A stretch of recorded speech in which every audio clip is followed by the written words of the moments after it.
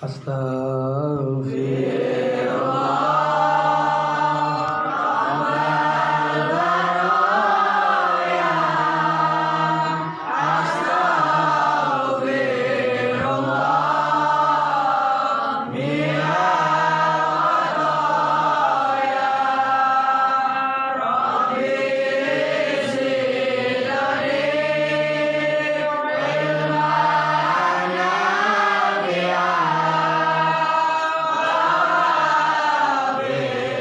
Assalamualaikum warahmatullahi wabarakatuh. Bismillahirrahmanirrahim. Allahumma sallimna wal muslimin wa afina wal muslimin wa afana wa anil muslimin wa qina wa iyam syarra masaibid dunya waddin. Allahumma rzuqna fahman nabiyyin wa hifdzal mursalin wa ilhamal malaikatil muqarrabin bi rahmatika ya arhamar rahimin. Lanjutan dari ngaji yang sebelumnya yaitu Jalalain, tafsir Jalalain untuk surat Ali Imran ayat 121. A'udzubillahi minasyaitonirrajim. Bismillahirrahmanirrahim. Wa nazala lan tumurun lamma fuqidat qatifatun hamra nalikane den ilang, tegese den ilangi, kehilangan apa qatifatun kemul hamra akang hamra ukang abang yauma badrin ing dalem dinane perang Badar. Faqala ba'dun nas mongko dawuh sapa ba'dun nasi sapa setengah menungso la'allan nabiyya akhadaha la'allan nabiyya menawa kanjeng nabi iku akhadha ngalap sapa nabi ha ing kemul, ha ing qatifah. Jadi ayat selanjutnya ini turun yaitu ketika di sana pada perang Badar. Setelah itu ada yang kehilangan selimut merah, dan di situ ada yang mengatakan, tadi ono sing ngomong paling no digawa kanjeng Nabi. Jadi ono sing darani suudon lah bahasanya, mungkin saja dibawa oleh Rasulullah. Akhirnya turun apa ayat wa ma kana linabiyyin ayyahul wa ma kana lan ora ono mayang bagi tegese ay mayang gabi tegese ora sayuk joli nabiyin iku keduwe nabi apa ayyahullah apa yento cidro apa yento khianat sapa kanjeng nabi ayyakhunu tegese khianat sapa kanjeng nabi fil ghanimati ing dalem jarahan ing dalem jarhan. Fala tadunnu mongko aja nyono sapa sira bi kelawan Kanjeng Nabi zalika mengkono-mengkono nggawa selimut. Mengkono-mengkono apa niku mendhet selimut mau. Wa fi qira'atin lan ing dalem sijine wacanan bil bina'i kelawan den mabnuake lil maf'ul kedue mabni maf'ul ayung sabu tegese den bangsaake ilal hulul den bacaake sapa kanjeng Nabi ilal hulul maring cidro atau maring khianat. Jadi jangan sampai kamu itu berprasangka yang buruk kepada Rasulullah, pada Nabi, sampai mengatakan mungkin saja ini dibawa oleh Rasulullah. Berarti ini kan menandakan sebuah prasangka yang mana Rasulullah itu tidak sidik, Rasulullah tidak amanat. Maka sayudzanya kita juga harus bisa seperti halnya para sahabat itu. Jadi jangan sampai kita itu juga suudzon, prasangka yang buruk. Jadi prasangka yang buruk itu tidak baik, terlebih-lebih terhadap Nabi, terhadap Rasulullah, atau bahkan kalau kita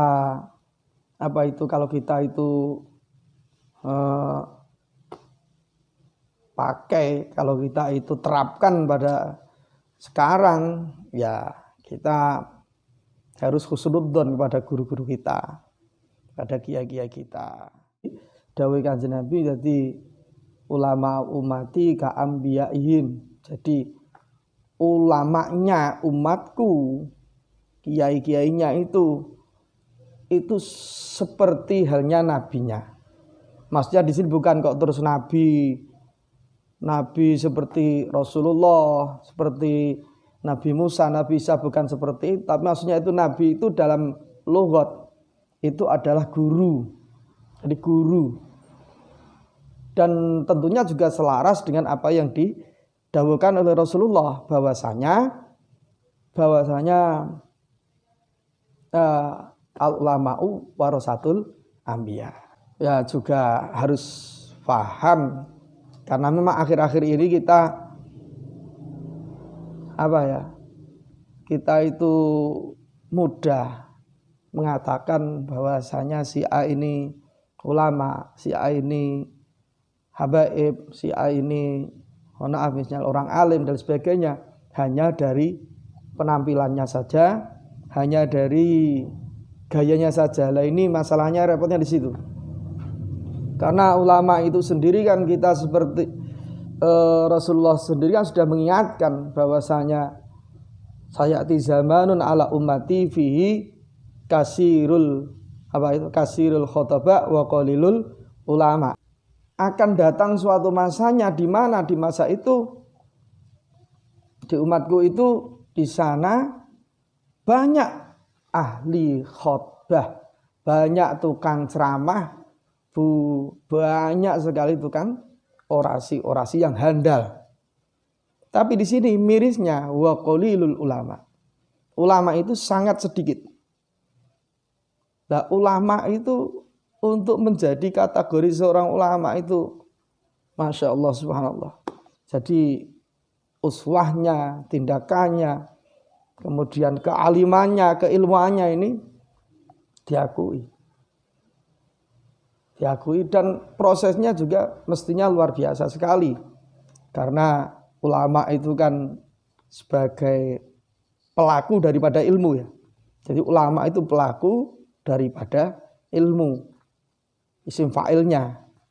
Kalau ilmu itu berarti masdar, tapi yang punya ilmu ini yang dinamakan alim. Nah, untuk ulama itu berarti kan orang-orang yang alim.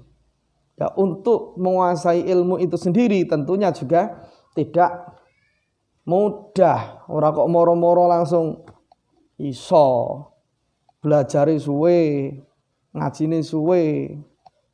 Mungkin ada 1, 2, 3 itu memang punya nasab yang kuat, sehingga mungkin tidak seberapa besar dalam belajar, tidak sebegitu sepenuhnya, akan tetapi karena punya nasab sehingga akhirnya dipermudah, barokah dungane mbah-mbahane, barokah dungane wong tuane, akhirnya ilmunya luar biasa, mendapatkan ilham dari Allah Subhanahu wa taala. Itu memang ada, tapi itu enggak banyak, ya, enggak banyak berarti sedikit sekali. Nah, yang umum sunatullah itu ya mestinya al ilmu bit ta'allum. Jadi ilmu itu harus dengan belajar. Makanya untuk menjadi orang yang berilmu berarti belajar. Tewenanan poneh santri-santri ku sampai jungkel-jungkel iku nak ngaji. Sampai ngene tele mas. Oh, nanti pas pesantren untuk menguasai suatu bahasa, memaknai Al-Qur'an, memaknai kitab, hasanah kitab, itu sudah memakan tenaga pikiran yang luar biasa. Bahkan waktu juga sangat panjang, biasanya sampai panjang juga itu. Tukain wa khirsin wa stibarin wa bulghatin wa irsyadi ustadin wa tuli zamani rubane limpat lubo sobar ono sangune lan piwulange guru lan sing suwe mangsane lho. dukain, itu limpat, tegese iku ya minimal ora bento lah. Nah, normal lah cara IQ-nya meskipun enggak hebat-hebat banget, paling tidak itu waras kena diisi. Dukain. Wakhirsin, semangat, loboy semangat, serakah dalam mencari ilmu. Itu baik. Terus pasti barin. Nah, ini istibar, ngempet sabar. Orang terima sabar, ngempet sabar. Jenenge ngempet sabar itu entek-entekan. Santri guys. Masyaallah kirimane entek. Halah, ras semangat dihukum ditaksir. Masyaallah ngempet roh pamane nang roh njaba-njaba ngerti bocah-bocah sing ora ngaji enake ngalor ngidul Pak motor Pak pedah wer-wer HP-an penak ning pondok dibatesi. Masyaallah. Makanya zaman akhir ini mohon maaf untuk orang yang ahli berorasi, ahli pidato itu luar biasa banyaknya. Cuman menjadi orang alim yang faham, yang faqih itu mestinya tidak semudah itu. Makanya Rasul pun sudah berpesan, jadi banyak orang yang ahli ceramah, ahli pidato, tapi sedikit sekali orang yang berilmu, yang ngalim. Sampean bisa lihat sendiri sekarang itu dimanapun berada. Sosial media ini orang, wah orang itu tukang ceramah iso kabeh meh. Iso kabeh meh. Tak cilik-cilik pidato hebat. Pidato jos lomba. Sak desa TPQ wakeh temok tukang pidato piro wae. Sak desa sak kecamatan dilombakno, wah ahli. Cuman jadi alim ini mohon maaf memang tidak semudah apa yang kita lihat. Jadi prosesnya sangat panjang. Nah, ini juga tentunya kita menjadi santri juga kita anggap sajalah para guru-guru kita ini adalah pembimbing penerus Rasulullah, sehingga kita pun juga harus selalu positive thinking. Meskipun memang tidak ada manusia selain Rasulullah itu yang sempurna. Pasti banyak kekurangan. Tapi terlepas dari itu kita sebagai santri, sebagai orang awam harus selalu husnudzon kepada kiai kita, kepada guru kita, agar kita mendapatkan ilmu yang manfaat dan barokah. Memang tidak adalah guru kita itu guru-guru yang sempurna, itu tidak mungkin, tapi kekurangan itu harus kita anggap sebagai sesuatu yang tidak ada meskipun ada. Dan itu memang jalan untuk mendapatkan keberkahan dari apa yang kita cari. Jadi para sahabat tidak diperbolehkan atau mendapatkan peringatan karena suudzonnya kepada Rasulullah, menganggap Rasulullah seperti ini berarti Rasulullah tidak bisa dipercaya. Lah ini tidak tepat. Wa may yaglul ya'ti bima walla yaumal qiyamah wa man utai sapane wong yaglul iku cedra sapa man ya'ti mongko tumeka sapa man bima kelawan barang gola kang nyedrani sapa man yaumal qiyamati ing dalem dina kiamat. Digola kang nyedrani sapa man ai ing ma yaumal qiyamati ing dalem dina kiamat. Hamilan tegese wong kang gawa ala unukihi ing atase gulune siman. Barang siapa berkhianat terhadap apa yang ia tanggung, maka dia akan mendapatkan balasannya kekhianatannya itu dari kiamat.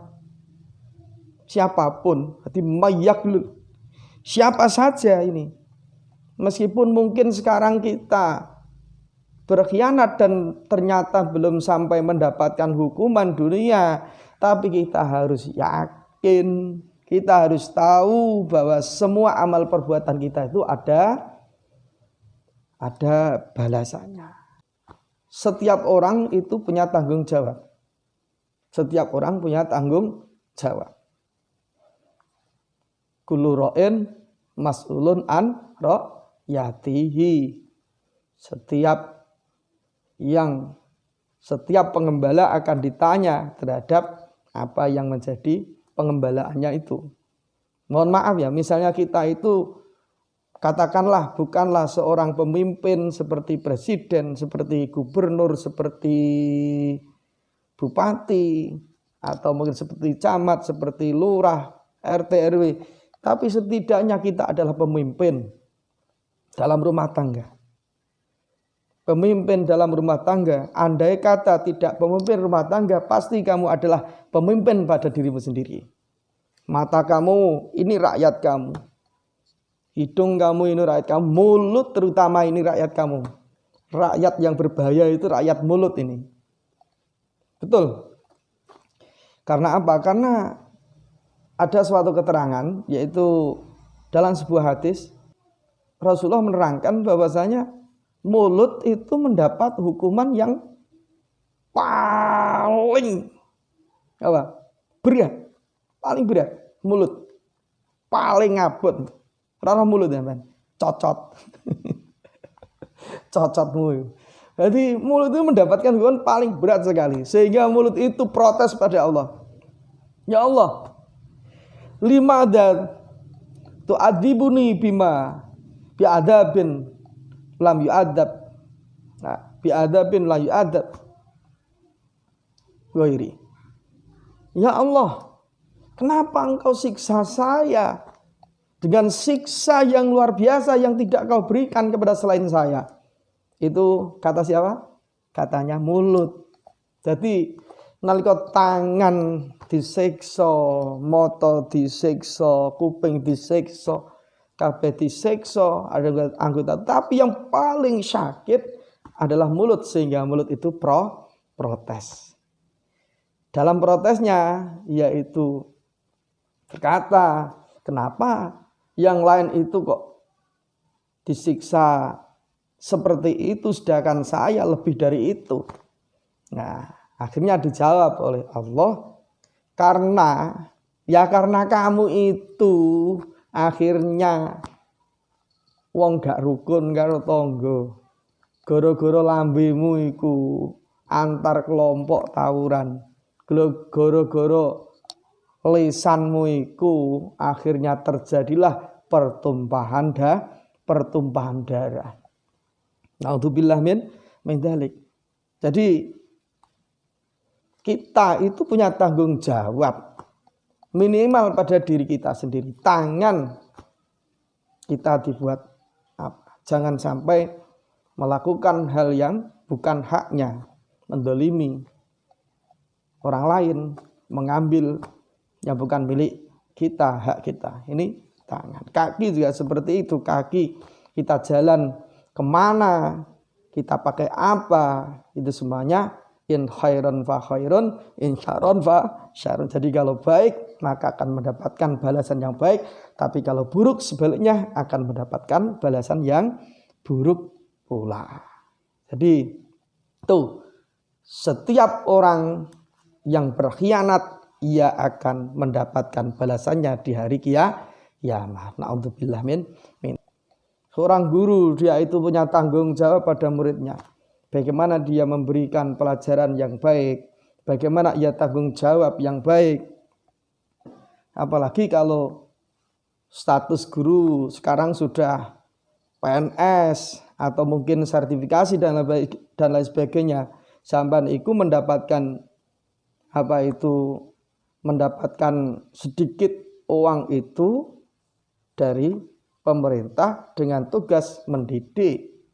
Nung sampean kok misale wis gelem gajine, gelem bayarane, tapi lepas tanggung jawabe. Lah iku terus piye?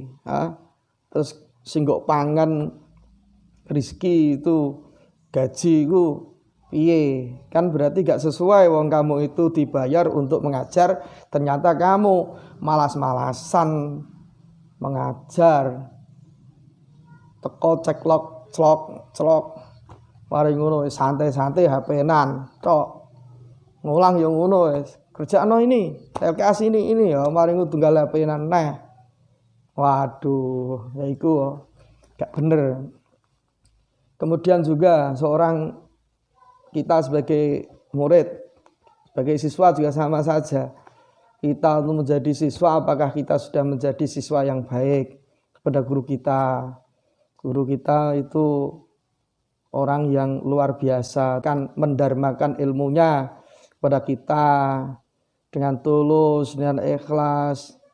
Kalaupun ada yang tidak tulus, tidak ikhlas itu mungkin oknum lah ya, oknum. Jadi kita tidak perlu terus karena ada 1-2 guru yang tidak baik sehingga kita menghukumi guru ini seperti ini. Nah, ini enggak boleh.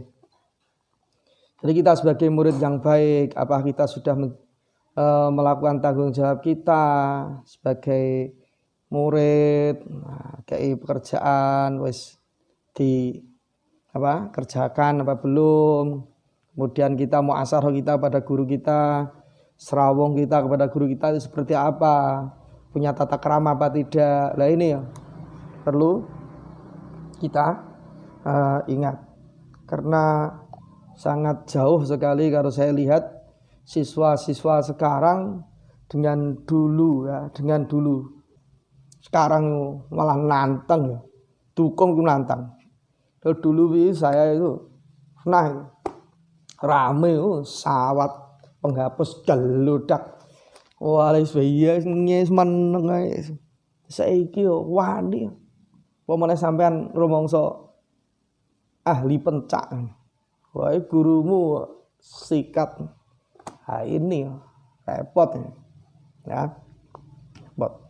Jadi kita sebagai murid, sebagai siswa itu pun juga harus menjaga etika yang baik kepada guru kita kalau kita ingin mendapatkan ilmu yang bermanfaat.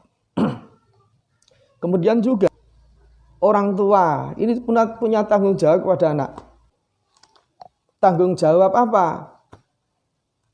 Wa alaihi ta'dibu wa ta'limu, harus mengajarkan tata krama, mengajarkan ilmu. Ini yang wajib. Jadi ngulang tata krama, ngulang ilmu iku wajib kanggone wong tua, ngulang ning gone anak. Kalau zaman kuno, zaman dulu itu Masya Allah, wong tua ngulang gone anake arep turu ngoten niku diceritani nabi ngene-ngene, kisah si Kikir dan si Fakir. Ono wong tua kuno biyen niku.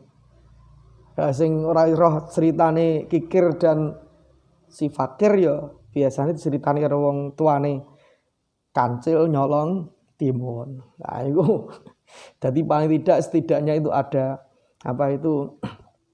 kontrol orang tua terhadap anaknya, kasih sayang orang tua terhadap anaknya. Nah sekarang ini karena kebanyakan orang tua itu sibuk luar biasa sehingga jarang yang mengontrol kepada anak-anaknya. Wis pasrah tok. Lalu lucunya lagi itu dia itu nggak mau ngajar, nggak gelem ngulang, wis titip sekolah tok. Straight. Nah memang itu betul karena memang pendidikan yang formal kita itu di sekolah ya kita sekolahkan sebagai warga Indonesia yang baik. Tapi perlu kita kaji kembali bahwa sebetulnya memberikan ilmu, pengetahuan, mendidik itu adalah tugas orang tua dan madrasah itu sebagai penggantinya. Jangan salah. Nah, orang tua sekarang Masya Allah, dia itu tanggung jawabnya dialihkan kepada guru-guru yang ada di sekolah, dialihkan kepada madrasah, tapi dia kurang memberikan partisipasi, kurang memberikan apresiasi yang baik kepada madrasah ataupun kepada guru-guru. Ini padahal mestinya kita itu harus berterima kasih karena tugas mendidik itu adalah tugas kita sebagai orang tua. Tapi yang terjadi Wong jenenge anak itu kan ya pasti ada hal yang baik, yang buruk. Nah, kita di sekolah itu kan yang kurang baik, kurang tepat, sira bener kan dibenerno, diulang sing bener karo gurune. Adab tata krama sing elek di kandhani, dituturi. Sampai kadang orang sing gregeten sampai ada yang sedikit main kekerasan.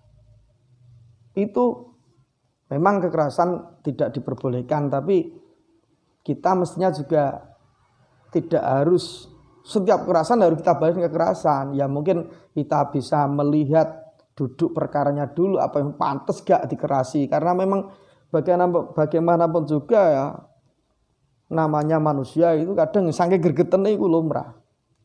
Kalau dulu saya itu hukum karo guru, mulai kondo bapak yo malah diseneni, malah diamuk, tukaran,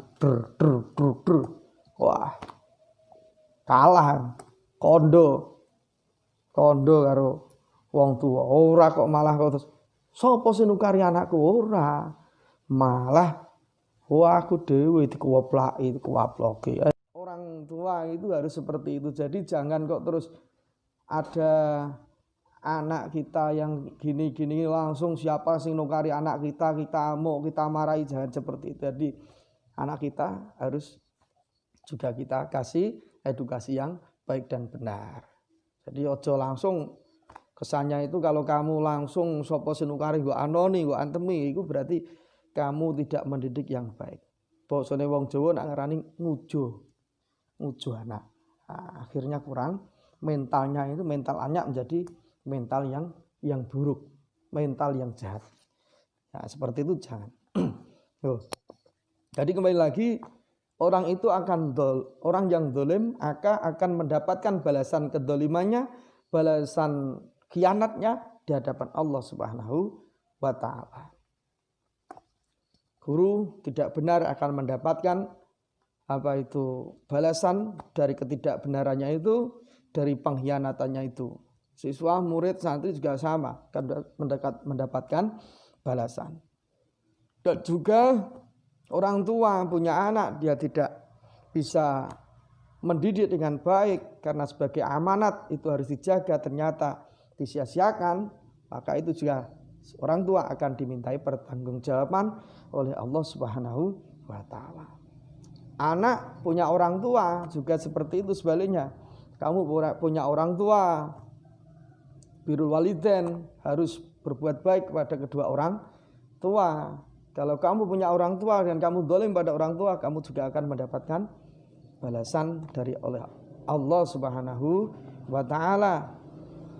Siapapun, termasuk apalagi seorang pemimpin, RT, RW, kepala desa, itu semua juga akan dimintai pertanggungjawaban. Kalau sampai khianat kepada rakyatnya, ia akan dituntut oleh rakyat sedesa. Seorang bupati akan dituntut oleh masyarakatnya kabupaten, seterusnya sampai presiden. Seorang pedagang juga sama, pedagang dia akan dimintai pertanggungjawabannya. Kalau sampai ia itu yaghlul, kalau sampai ia itu berkhianat terhadap dagangannya, timbangannya mungkin, takarannya mungkin, atau mungkin apalah diakal, itu juga akan menjadikan sesuatu yang akan dibawa sampai mati dan akan mendapatkan balasan dari apa yang ia lakukan, dari kecurangan yang ia lakukan itu. Seterusnya, di semuanya tanpa terkecuali. Seorang pimpinan dalam pabrik dia akan dimintai pertanggungjawaban dalam kepemimpinannya itu. Kalau sampai ia itu khianat terhadap bawahannya, ia pun akan mendapat balasan dari pengkhianatan yang ia lakukan. Summa tuwaffa kullu nafsim ma kasabat wa hum la yutlamun. Sallallahu Muhammad. Summa tuwaffa nuli bakal den pateni den wafatake apa kullu nafsin apa saben-saben awaan al-ghali kang nyedrani wa ghairi lan liyane ghol jazaan krana dadi piwales. Ma ing barang kasabat kang lakoni sapa kulo nafsin.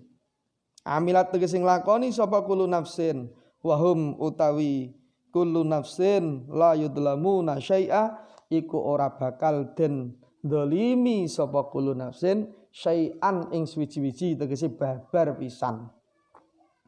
Dan setiap orang itu pasti akan mendapatkan kematiannya. Jadi kabeh tufa bakal dipundhut karo Gusti Allah Ta'ala dan akan mendapatkan balasannya, baik yang khianat ataupun yang tidak khianat, semuanya akan mendapatkan balasan sesuai dengan bima kasabat, sesuai dengan apa yang dilakukan, sesuai dengan apa yang dikerjakan, tanpa terkecuali semuanya ini.